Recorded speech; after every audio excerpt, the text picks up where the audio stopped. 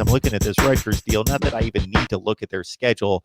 This has just been one of the abysmal efforts by a program since they've joined the Big Ten, and it continues just to deteriorate even more. This is what's ironic is that Rutgers has scored its most points of the season in a Big Ten game against Ohio State.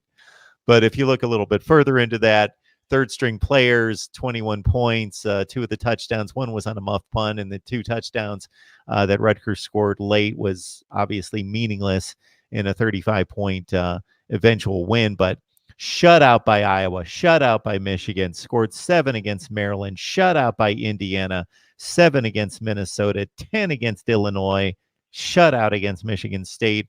And most of those yardage totals in those games are anemic by 2019 standards. You know, gaining 100 yards of total offense is pretty regular for this Rutgers offense. And now they take on a Penn State team that was top 5 in the nation in rush defense, and it just could get obviously ugly. And then, as you mentioned before we started to record, Tim, the news coming out today that talks between Rutgers and former coach Greg Schiano, who has certainly had his controversies off the field, but in regards to running a football program at Rutgers, lifted them to their highest point here in the last 10 to 15 years that hasn't been equaled since, certainly, or even before that, going back to the beginning of time when Rutgers was one of the very first football programs.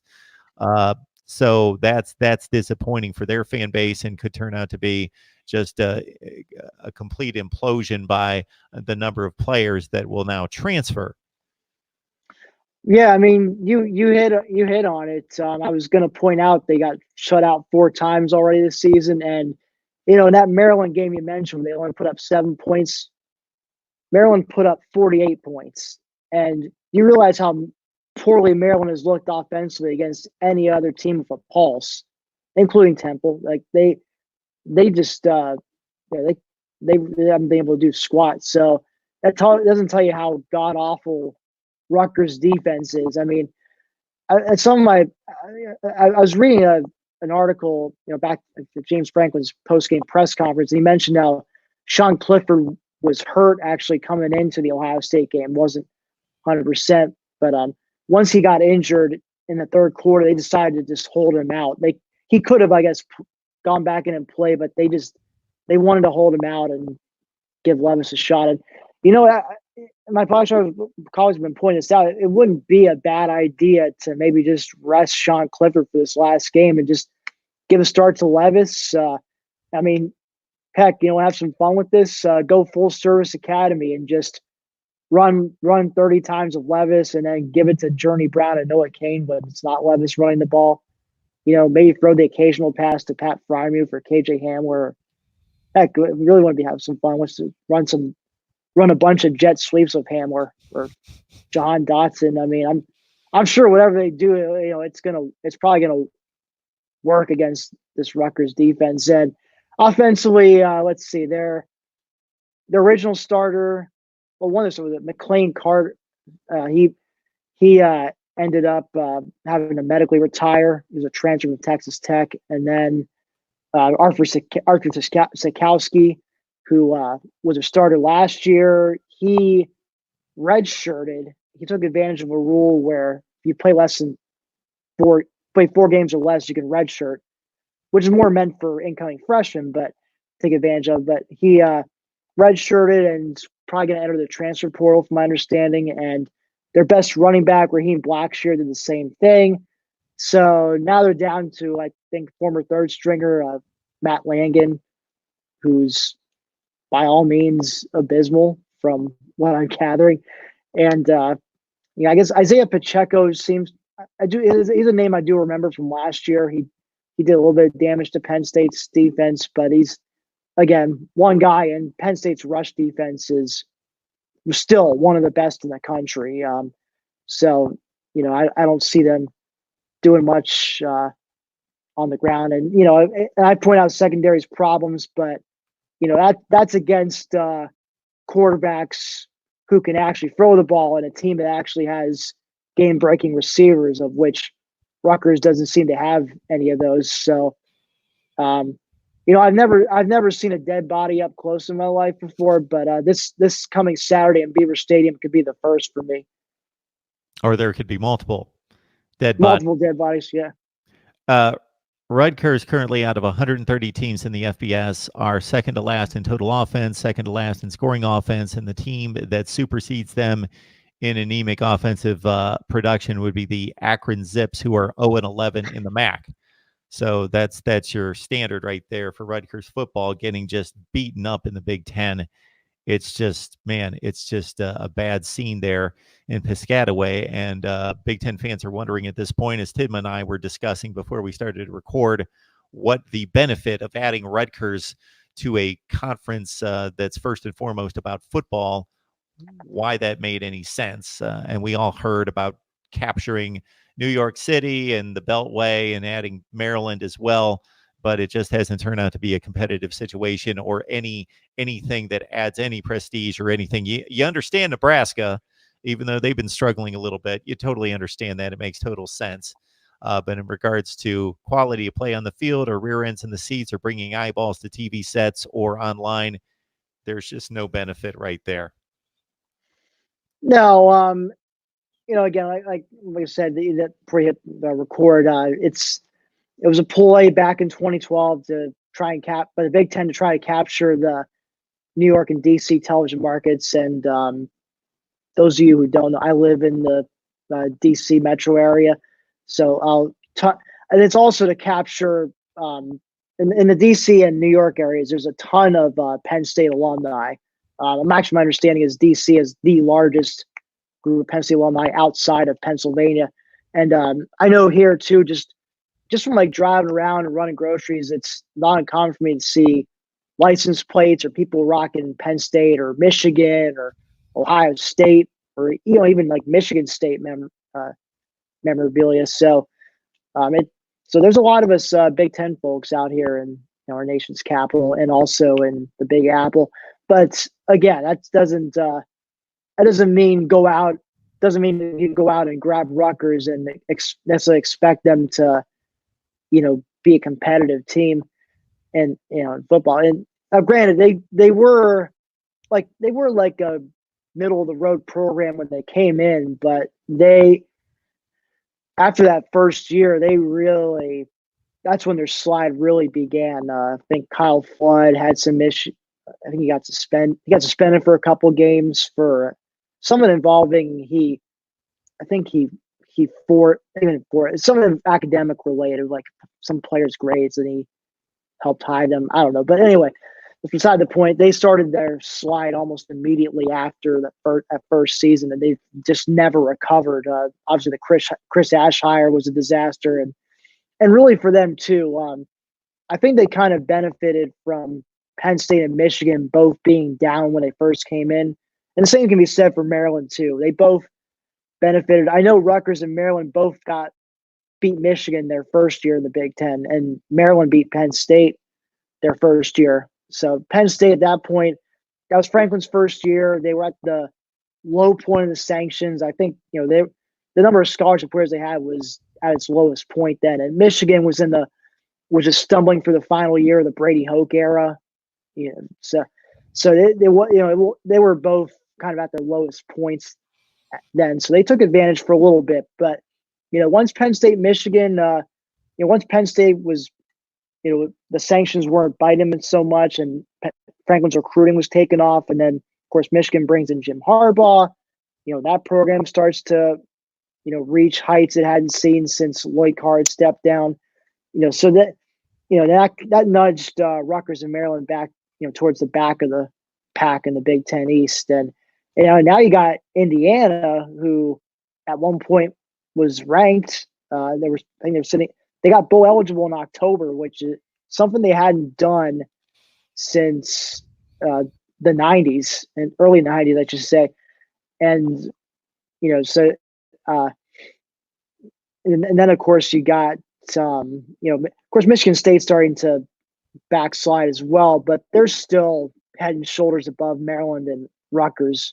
And if D'Antonio steps down either end of this year or next year, I'm sure maybe they can find someone who can at least make them another, at least a respectable mid-tier, or at least a team that can challenge the big dogs in the East again. So they'll have to be dealing with that eventually. And I know we've been talking about Rutgers, but Maryland also looks like a pretty big mess. I've got a thing up here right now on my computer from 24/7 Sports talking about turmoil within the staff, with recruiting, the DMV area, the DC area, which is the reason why Mike Locksley was hired in the first place. And their recruiting has been a disaster so far, in the area that Locksley is supposed to be great at recruiting. So it's not looking good for the two recent additions that Jim Delaney was thinking perhaps would bring, even more competition, and also bring in addition to bringing those television markets. Thus far, it's just been the television money that's gone well for the Big Ten. If you're a stat geek, you can go to any Rutgers box score and you'll be amazed by the ineptness of the offense and the liberal play of the defense. And if you're used to looking at football box scores, you'll just be amazed. I pulled up the Michigan box score from a few years ago because this is one of my favorite. The score was 78-0. Michigan ran for 481 yards. The total offense difference was 600-39. Rutgers had 2 first downs. They threw for 5 yards. And against Indiana this year, this is against Indiana, much improved program, but still not an elite defense. Rutgers, this is my favorite stat of the year, I think, especially concerning inept offense. Rutgers completed 5 passes for 1 yard. They went 5 for 18 for 1 yard passing. That's just, when teams are up 35-0, they're basically gifting receptions. They're basically just, and still to not even be able to gain yardage on pass completions is amazing. Yeah, I'm kind of speechless myself, Mark. That sounds like stats from 1869 when they invented college football. Absolutely, and Rutgers was pretty much there at that time, and they've regressed. We got Tim Aiden on the line from Black Shoe Diaries. Please join him and the rest of this crew there covering Penn State football on SB Nation as the Nittany Lions find out after their scrimmage this week where they will land in terms of bowl play. So whether they go the conventional route and beat Rutgers 59-3, or they maybe throw a wrench in it and do some fun things as you suggested, and maybe they only score 45 points and win 45-0. Regardless, it's a win. Penn State will be 10-2. Now we look at the bowl projections, and considering where Ohio State sits, there are then 4 teams that are really in the running in the Big Ten for a New Year's Six bowl game, and it will be interesting to see how this plays out. So kind of give us your thoughts and what Penn State fans should be rooting for. So I was looking at the latest bowl projections from various sites. Too many for me to list, but the more notable ones are going to ESPN has a couple guys who do bowl picks, and they both have Penn State in the Outback Bowl. One has them facing Texas A&M, the others are facing Tennessee, which was a friendly reminder to me that yes, Tennessee with a win against Vanderbilt next weekend will be bowl eligible. I think they already are. I believe they're 6-5 right now. But for Penn State at 10-2 to be playing a 7-5 team from the SEC, I just don't think is too attractive. No, and it would be a huge disappointment considering 10 wins. First of all, most people, including myself, did not project 10 wins this season. I said 9-3, and if you go back to my Black Shoe Diaries, we all did a preseason records prediction. It's not that I didn't believe they were capable of 10 wins. I just thought that schedule, that mid-October slate, which they got through unbeaten, was going to trip them up at least once. What I didn't account for, of course, was Minnesota and Indiana both being ranked, and Minnesota still being undefeated when they would face them. So that happened. But 10-2 by all means is a very successful season. And now, of course, we can argue how how the offense looked against some of the best teams on the schedule, but that's probably for another show. But the big picture, 10 wins is great. It'll be their third time in 4 years that the program has reached that height. And the last time that happened was in the early mid 90s. From 1993 through 96 is the last time Penn State had 10 plus wins in 3 out of 4 years. So, and I guess from my perspective, I started following the team in the early 90s. So this is kind of like the Penn State football that I remember first watching growing up. Whether they'll take that next step and may reach that Clemson-like status or whatever, that remains to be seen. But they're sitting in a good spot right now, and it would really be disappointing if they don't get rewarded with some New Year's Six like the Rose or Cotton or the Orange. So I digressed a little bit, but other projections I've seen though, Banner Society on on SB Nation, who I work for as well. Jason Kirk's projecting them to play Memphis in the Cotton Bowl, and I know Jerry Palm at CBS Sports has Penn State playing Oregon in the Rose Bowl, which would be quite ironic because it would be exactly 25 years since the last time Penn State and Oregon met in the Rose Bowl, and that was Penn State was undefeated.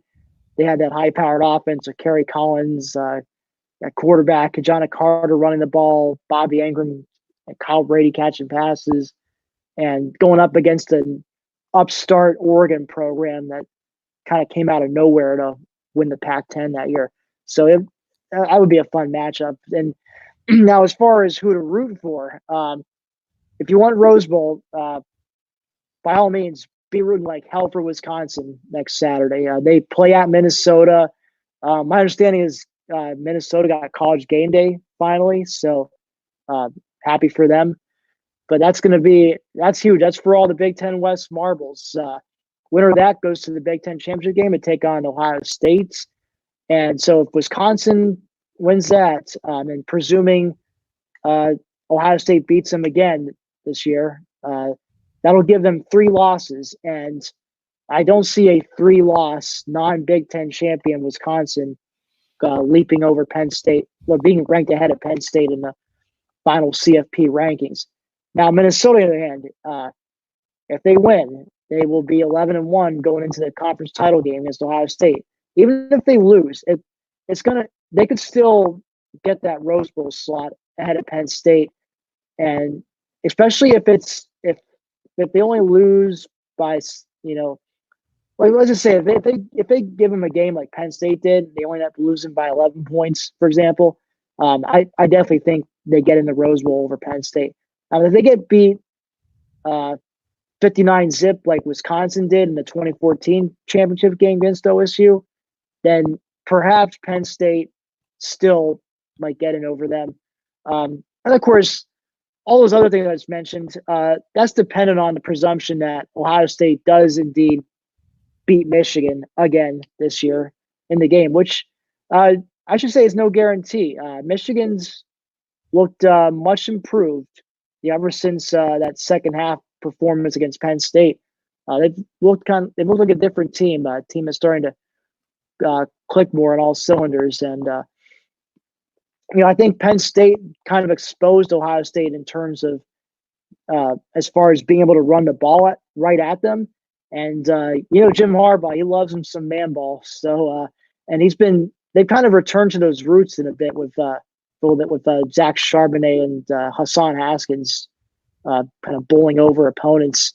So I think they're going to try to exploit that, and they could. I think that's going to be a tough fight for Ohio State. Now, maybe of course Ohio State may have gotten their wake up call and they come out and blow them apart.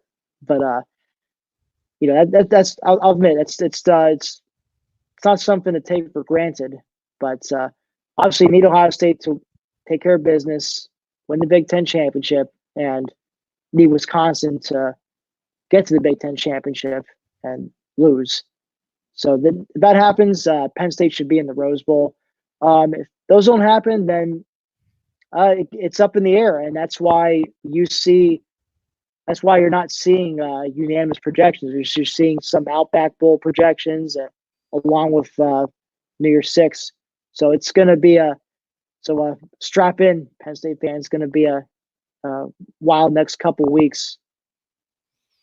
Christmas is coming, folks. Help us build the channel by shopping Amazon using the link in the description section below. It's the same exact shopping experience. Just grab the link and go from there. We got Tim Aiden on the line talking Penn State football. The Nittany Lions, I'm going to hold them to a 10-2 record, and I believe I'm safe to say that they're going to finish 10-2, even though I checked out the ESPN Football Power Index number on the game, and the probability's only 99.4%.